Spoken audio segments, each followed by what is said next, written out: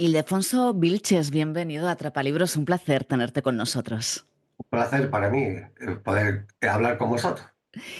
Oye, vamos a profundizar en tu tercera obra, 1927, Caído de este lado, de editorial Adarve, una novela ambientada en el mundo rural en la cual has estado trabajando durante 5 años.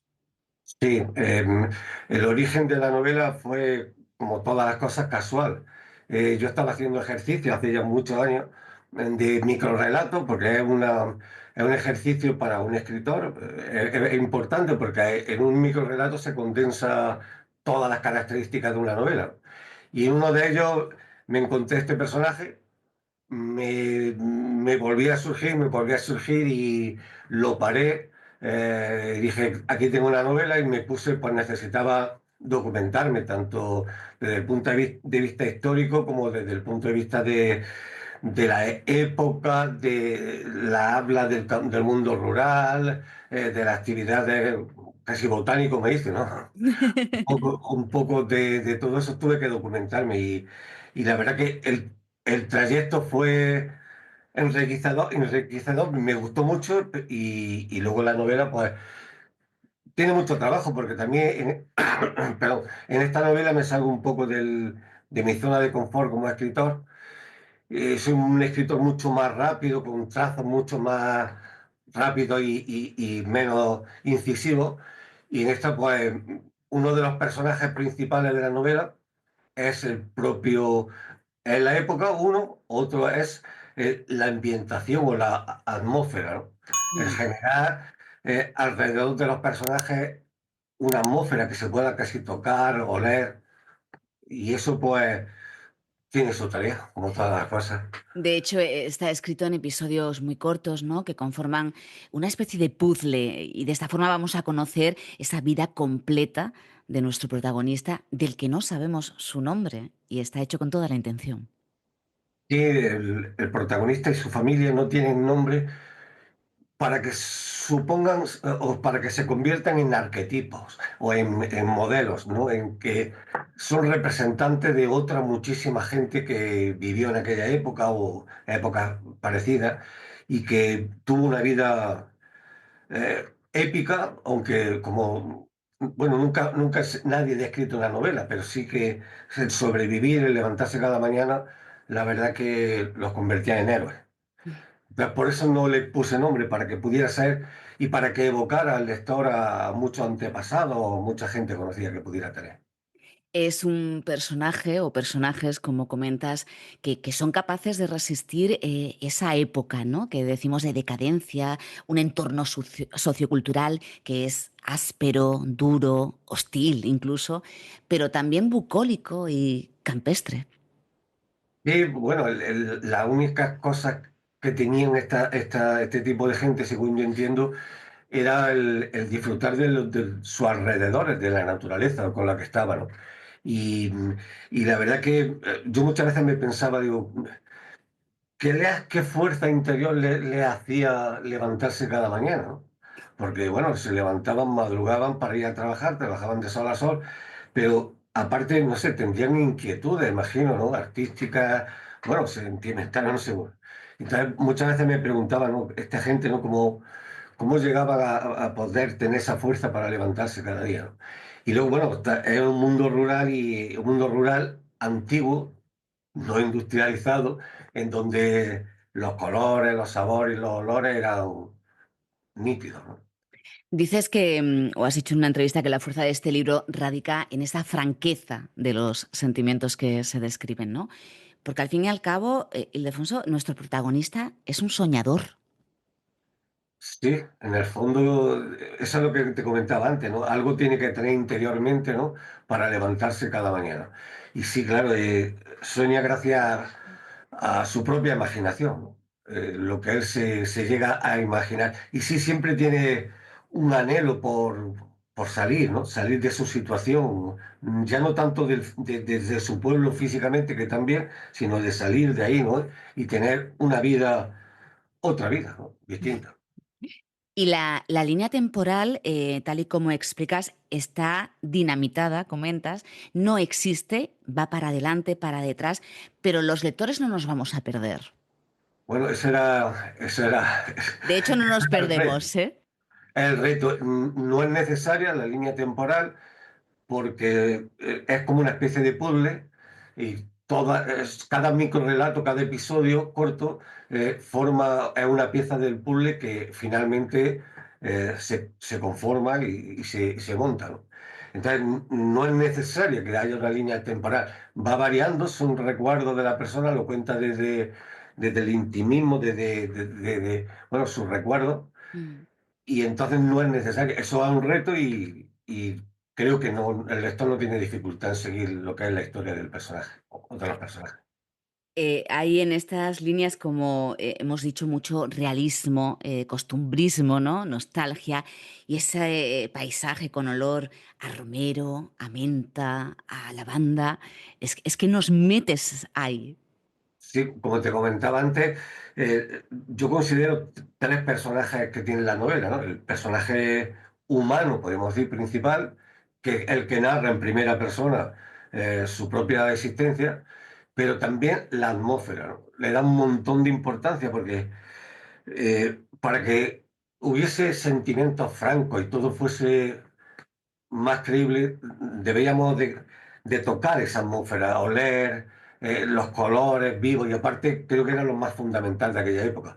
El tercer personaje es la propia época, los años 20, que son, desde el punto de vista literario, yo considero que no han sido demasiado tratados, porque como es una época entre guerras mundiales, eh, no ha sido demasiado tratada en literatura. Y es, creo yo, una época muy importante porque nos explica un poco de dónde venimos para caer en la guerra civil, ¿no? En la preguerra civil, ¿no? Mm. Y bueno, había que conocer cómo estaba el país para siquiera llegar a comprender por qué llegamos a la guerra civil, ¿no? Entonces, esos tres personajes son los que yo he querido darle protagonismo y son los que, bueno, en lo que me he basado fundamentalmente. Te has documentado a conciencia, eso queda patente en las primeras líneas en cuanto empezamos a leer. Y quiero destacar esas palabras, ¿no? Como barja, escardillo, chuponar, muchas de ellas relacionadas con las tareas del campo, comidas como guiñapos con liebre, o ropa o expresiones o giros, todo muy de la época. Sí, bueno, mi trabajo me costó, lógicamente, y para conseguirlo, pues leyendo textos, pero también hablando con personas mayores, que no son de aquella época, ¿no? Son un poco posteriores, pero sí, sobre todo me basé en mi zona geográfica. Yo soy de Úbeda, Jaén, entonces me tuve que centrar en las palabras más o menos de la zona, ¿no? Y sí, como te decía antes, casi me volví botánico. Yo no soy, aunque vivo en una ciudad más o menos rodeada de campos, Úbeda está rodeada de olivares, o Jaén entera. No soy demasiado rústico, ¿no? No entiendo demasiado del campo, pues, pero me gustó meterme en aquella época, en aquellas palabras, en aquellas expresiones, en las tareas del campo que hacían. La verdad que estuvo divertido. Y háblame de las relaciones familiares, ¿no? También son importantes en esta novela, esa relación entre nieto y abuelo, un hombre que no era de visitas ni de cumplidos, o entre padre e hijo, o hermanos, el de en medio.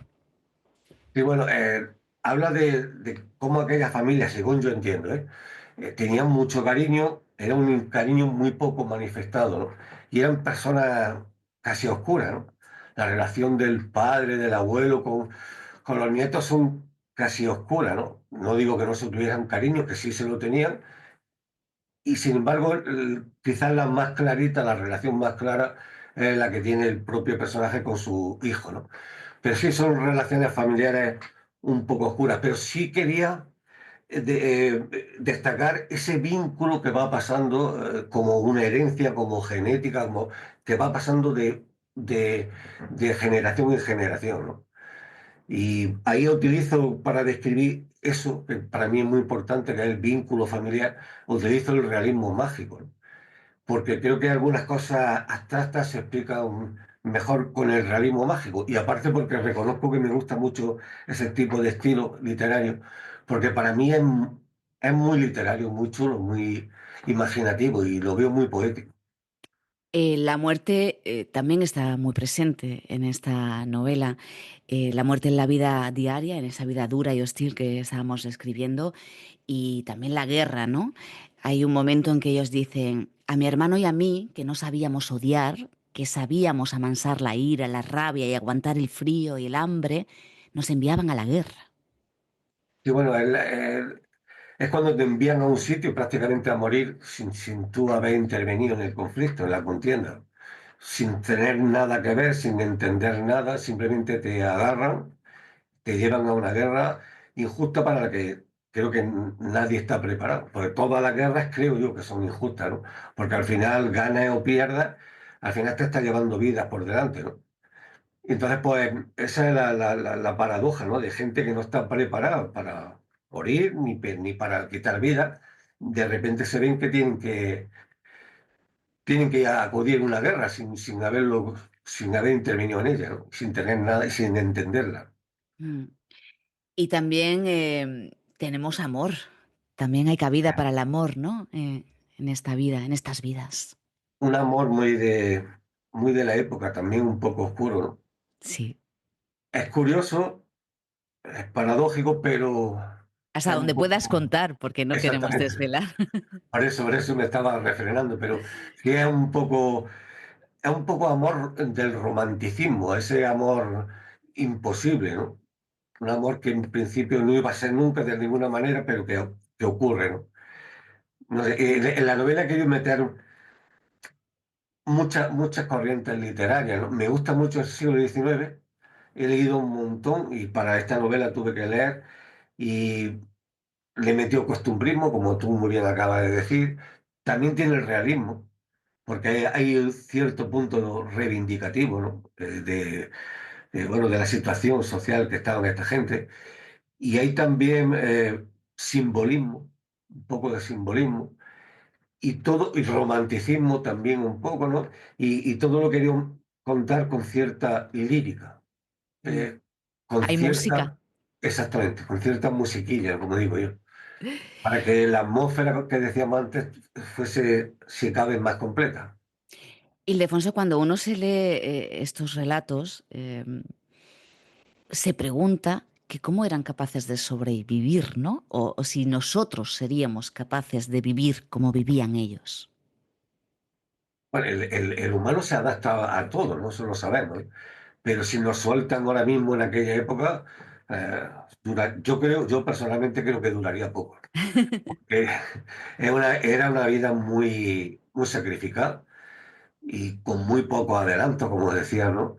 Con muy pocas comodidades. Pero vamos, el humano, las personas al final se acaban adaptando a todo, ¿no? Pero vamos, lógicamente cualquier personaje de allí, si les pudiéramos preguntar, preferiría vivir en nuestros días. Oye, ¿cómo se consigue hacer andar borregos? Con arte. Hay que tener arte, como dicen los flamencos, hay que tener duende, ¿no? Una magia especial, un no sé qué, que eso ocurre, va pasando, es como los genes, como decíamos antes, va pasando de generación en generación y solo en unos poquitos de esa familia florece, ¿no?